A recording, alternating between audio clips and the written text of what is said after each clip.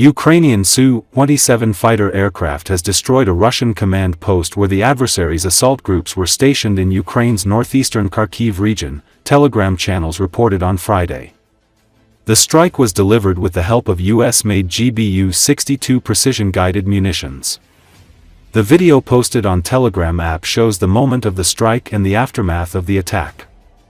According to the report in Telegram, Russian troops have been carrying boxes into the facility that was struck by Ukrainian troops after Russian troops gathered in the building. The report went on saying that Russians are gathering units in certain direction of the front to help the assaulting groups. It should be noted that Ukrainian troops have recently scaled up attacks on Russian military targets in Russian-occupied territories as well as in Russia with the use of Western-made bombs. Earlier, it was reported that Ukrainian defense forces struck Bucha airbase of the Russian Black Sea Fleet in Crimea Peninsula that was annexed by Russia in 2014.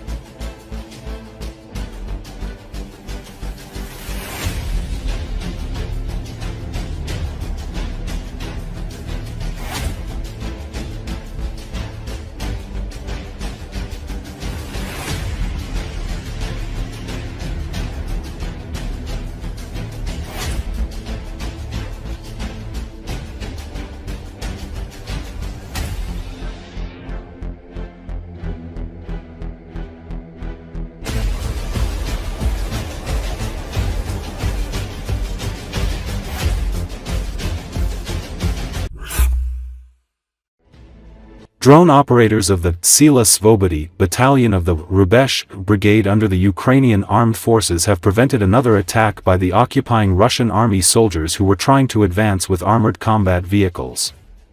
The vehicles and infantrymen equipped with anti-drone ground systems became the targets of the missiles fired from the drones.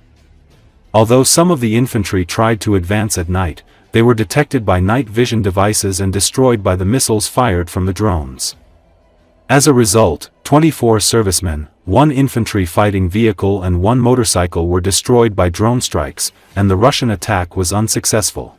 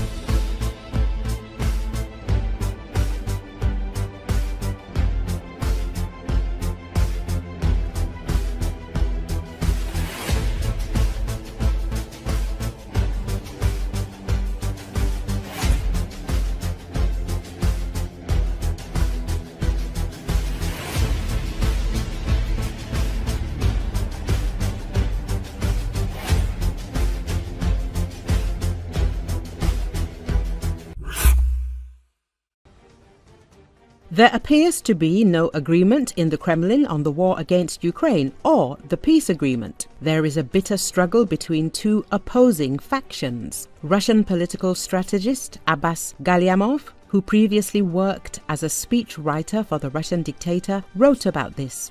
A clear symptom of discord in the Kremlin is contradictory statements. 3 days ago, Russian Foreign Minister Sergei Lavrov claimed that there could be no talk of US control over the occupied Zaporizhia NPP.